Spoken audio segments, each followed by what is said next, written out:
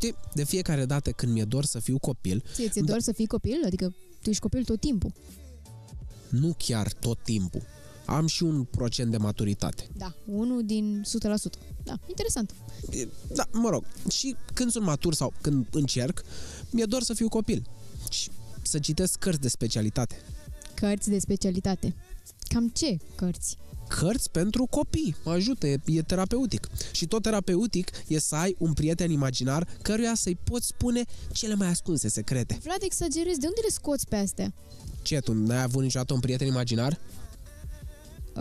Nu, dar se pare că tu da. Eu și majoritatea copiilor. Și ca să-ți dovedesc că nu e ceva neobișnuit, am să-ți arăt că Michelle Cuevas, scriitoare americană, autoare de cărți pentru copii, este de acord cu mine. Da, super, super. Autoarea 6 cărți traduse cu succes în peste 20 de țări, Cuevas este cunoscută în rândul tinerilor cititori români datorită celor 2 volume traduse în română: Confesiunile unui prieten imaginar, Memoriile lui Jacques Papier și Destupătorul de sticle din ocean, 2 dintre cele mai apreciate titluri ale sale. Volumul Confesiunile unui prieten imaginar, Memoriile lui Jacques Papier, urmează să fie ecranizat de Fox Animation, iar Destupătorul de sticle din ocean, bestseller absolut în Statele Unite, a fost desemnată cea mai bună carte a anului de publicațiile Time, People, The Boston Globe. Foarte, foarte interesant. Da, hai să îți arăt ce ne-a povestit. Uite-te. Uite-te și tu.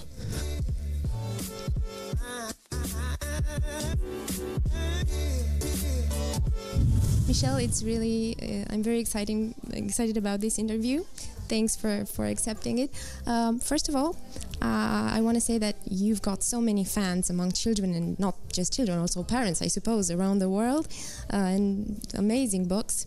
So I want to start by asking you, how did your story as a writer begin? And when did you discover this passion? And also the other important passion of yours, illustration. So you just have to tell us, because you also illustrated some of your books. Yeah. I think that it began very young, probably. I used to make up little plays and make my 3 brothers perform them begrudgingly. And I was always writing little stories. And then I went to school for literature and then a master's in fiction writing. And I was writing these adult short stories, and I wasn't having much fun. Like, it just wasn't super fun. And my mom, who had always read to us when we were kids, read to us before bed. It was sort of like a reward and a fun thing at the end of the day. She, when I was in school, sent me some of the books she had found around the house from when I was younger, and I started rereading them. Some, Roald Dahl, things like that. And I was like, oh, these are so good. I'd forgotten how good they were. And so I just, it kind of clicked like a light bulb, and I thought I should try writing one of these. And so I did, and I had fun the whole time. It was, and I think it was one of those things where, as a writer, you sometimes you luck out and find the kind of writing that just feels like home. Like, it just feels like this is what I'm supposed to be writing. It comes naturally and it doesn't feel hard, which, so I think I got lucky and I kind of found that. And I have not really looked back since. I really enjoy writing books for kids. So I guess it's like you can let your imagination fly, and there are no limits when you're writing for children. Is this the best part? Yeah, I think that's what it is. I think that writing for children, you realize that adults can get a little stuck in their ways, or they've made up their minds about a lot of things. Whereas children are so open and they're willing to go wherever you want to take them in a story, and you can do fantastical things, and they'll go, yeah, okay, yeah, that could happen, and that's great. And it makes it so much more fun to write for them, and more fun to talk about the books too. Yeah. Well, you write for children. What is the fundamental message, or messages, whatever, that you're trying to send to them through your books? I have this thing I've noticed, that I have a tendency. I write a lot of stories about lonely characters who are searching for connection or community, and so this book, for example, this is Confessions of an Imaginary Friend, and this one was about a boy who turned out to be his sister's imaginary friend, and he doesn't know it, and he just thinks everyone hates him. So he's like this lonely, kind of feeling left out, and he kind of figures out that the way to combat feeling so lonely is through kindness to other people. So he kind of finds connection in that way.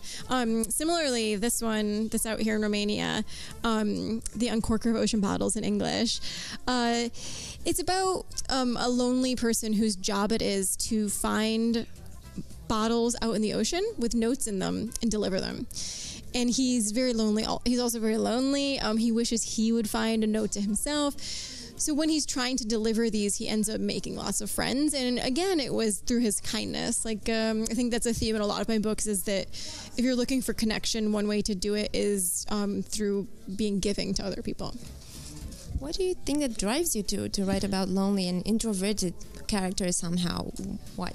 I think probably just that I was when I was younger. I'm a little more outgoing now, but when I was younger, I was a bit shy, and I really just was often, if you would find me just making up games and imaginary friends and things like that, and making up songs. And I think it wasn't a loneliness in a sad way necessarily. It was just a memory of that feeling of kind of being on your own a bit, or a bit of a lone wolf, and sort of using your imagination as a companion. And so I think that inspires me sometimes. Yeah, that was one of my questions. I wanted to ask you if you ever had an imaginary friend in your childhood, and also where do you take, what inspires you the most in general? I did. I had 2 imaginary friends, and I feel like when I first started doing interviews and school visits for the book, it was one of the most asked questions by kids. And I had 2. They were named Pootie and Lala, which, like, you've never seen kids laugh harder than when you tell them that. They think it's just the best. One was a dragon, and one was like a doll. My family still remembers it. They kind of, when I was working on the book, they were like, "Oh yeah, you had those imaginary friends." I think inspiration-wise, I think that, I said before, I write because it's fun for me, but I also think that when you're young, you're kind of, you're sort of becoming the person you're going to be. I mean, the things that you read, I think they become part of you. Like, they're books I read when I was younger, kind of build the person you end up being. They teach you empathy and how to treat others. And so, on the one hand, I'm having fun, but I also think there's some responsibility to sort of present lessons in a way that they're fun and they want to read, but also have a little bit more to it. I also want to ask you, what was your first book ever like, and when did you write it? I know exactly what it was because my mom saved it. I was like 8 years old, I think, and it was called The Life of a Talking Shoe. And I don't know in Romania if they say this, but in the US, when you have a sneaker, it's got like a tongue that's like the front part of, yeah. So I was like, oh, as a tongue, it can talk. So 8 years old, I was like, talking shoe. So that was my first, yeah. Yeah, that shoe could talk. So great. Okay, now I also want to ask you, you also illustrate your books. So you must tell me about this other hobby of yours. What was the first? The writing or the painting and drawing? Definitely the writing. I did not take art classes. It was one of those things that I always did. I always was doodling characters, and I do have notebooks where I would draw all the characters in different books I was working on, but it was just for me. It was just kind of for fun. And then in this book, and then in the Imaginary Friend book, it's an autobiography by an imaginary friend. So he's 8, and he draws a picture at one point of his own imaginary friend. It's very complicated. So I drew it just to show the publishing house what I thought it should look like. And they said, why don't you do the pictures? This is, this looks great. So it was actually kind of, I was nervous because I had never had that, responsibility, or I felt like I would do lots of drafts of them because there was a certain look I wanted, a certain like lively movement, and almost to look like they were coming out of the imagination of an 8-year-old. So it's actually hard sometimes to make a drawing look less perfect. Like you know, I even once in a while would draw with my opposite hand to just to get that kind of wild look. Yeah. Yeah. I know that Fox Animation acquired the rights to make 2 of your books, to make them movies. Among them also Confessions of an Imaginary Friend. I wanna ask you, how did you feel? Or did you see that coming? What was it like the first time you found out? Yeah. Yes, they are Fox Animation, and their animation studio is called Blue Sky Studios. They optioned Confessions for an animated film, and they're the studio that did like Ice Age, and they just did Ferdinand, and they're really great. And I'm very and they also optioned my novel that just came out at the end of last year, and I feel like I think that everyone thought I would be nervous as a writer. They kind of said like, "Oh, are you nervous that they'll change it so much or anything?" And I've met the people working on them, and I think they're going to do a really great job. Like, they seem to really understand what I was trying to do with the books and the voice of the characters, and so that actually I'm not worried. It was super exciting. I feel like on the one hand, when you do a picture book, especially, you're working with these amazing artists, and something comes out of your mind and you hand it to them, and then they give you back this like work of art. Like, it's this gorgeous, they've been doing these paintings or drawings, and it's this amazing thrill because someone made something so beautiful out of something you just made up. And so the idea of an animated film is similar. You kind of think, oh, it'll be so fun to like see these characters and all the artwork they're going to do, and the set pieces, and to think that it was something that you were like, oh, that was just an idea or something that was in my mind. Well, good luck with that. We really hope to see all of your books into movies. As a writer for children, I would also like to ask you something that I don't know, maybe everywhere, but here in Romania it's quite of a problem. Most of the children today, they don't really are into reading so much. So what would be your advice for parents, not for children, for parents? How could parents help their children want to read, like to read? Yeah. What would you say to them? Yeah, I think that's a kind of a problem everywhere. I think 2 things. I think one, really go to the bookshop, or especially smaller bookshops. Go to the library, even talk to teachers, and just say, these are some things my child's interested in. My child likes outer space and horses and cooking or anything, and they will find you books or novels that have some aspect of that. And that can really help. And then I think the second thing is make it like a treat. Like, I think when I was younger, my mom, we would get to read one chapter of even when I was too small to read it myself, we would get to read one chapter of a chapter book before bed. And I would, because stories tend to have a plot, and you'd be wondering what would happen next. So at bedtime, you'd be like, oh yeah, I wonder what's going to happen with this character. So it became, and then as you get older, reading isn't like schoolwork. It's something that you get to do for fun. So that could help. We are happy, so it's sort of a must-ask question, and I'm really interested in what you're going to say. What does happiness mean to you? What makes you happy?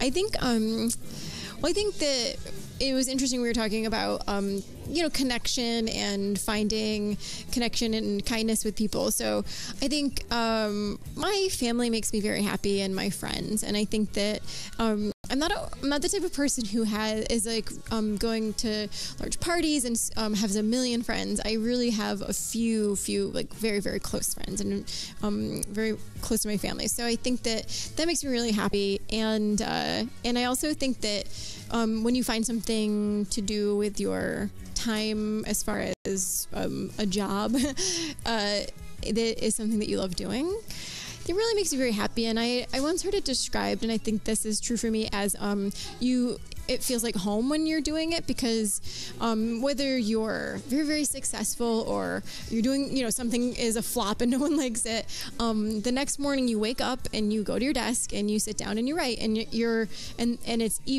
feeling even, and you're feeling at home, and you're feeling happy, because that's the actual part of it. All the other stuff is, it can be great or it can be sad, but that is really the thing that hopefully makes you happy. Yeah.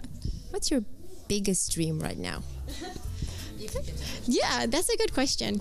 I would say my biggest dream is I guess right now it's a dream for the perfect idea, but I have been wanting to write a series. I think it's and I do have some ideas, and they're all kind of dancing around and not quite perfect, but I think it'd be so exciting to kind of like a Harry Potter, where you get to go into a world for a really long period of time and get to really know characters. And I think that would be a huge challenge, but I kind of have this like dream that I have like the energy and like the right idea and to take on something like that large. How did you feel? First of all, I want to ask if this is your first time here in Romania, in Bucharest, and then I want to ask you how did you feel? How was your class with the children? So it was my first time in Romania, and it was actually really exciting. So they sent me a message when I was back in the United States, and they said, "Oh, would you be interested in doing an illustration workshop?" And of course, I was very nervous because I'm just not an illustrator. I didn't go to school for it, and it's something I have done now for 2 books, but I had never thought about teaching people to draw. And then I actually stopped and thought about it, and I thought, actually, you draw very much like a child, like very simple. I love simple, silly drawings. And so I started looking through my sketches, and I was like, I think that these are just shapes, and I think there's definitely a way I can have fun teaching some young folks how to draw these, and maybe they would. So I tried it, and then I started thinking about, well, what aspects of my drawings make them unique, and I realized that they all were kind of had exaggerated features and funny eyes, and so I think that I actually got kind of excited. It was like, oh, this is something new, and I've never done it, and it'll probably be kind of silly, but in a fun way, an interesting way. And it actually was it was great. The kids seem to be having a good time with it, and it's always such a fun time to see, when you're a kid and you do a drawing and you're like, oh, I did it. That feeling, you're like, I did the drawing. So that was actually really cute to see, and I enjoyed that.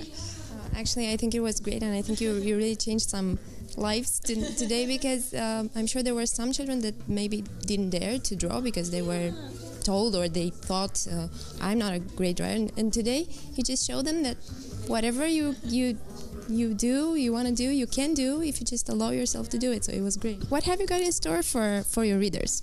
I can actually show you right here. This is my newest book, and it comes out next week in the U.S. And usually there is a lag time in other countries, maybe a year or 2. This book is about a turtle, and he decides to do some renovations on his shell. So he's like painting, and then he's like, maybe I will build an extension, maybe I'll make a deck, maybe I'll do another floor, maybe I could have a pond, maybe I could have, so he ends up building an entire town on his shell.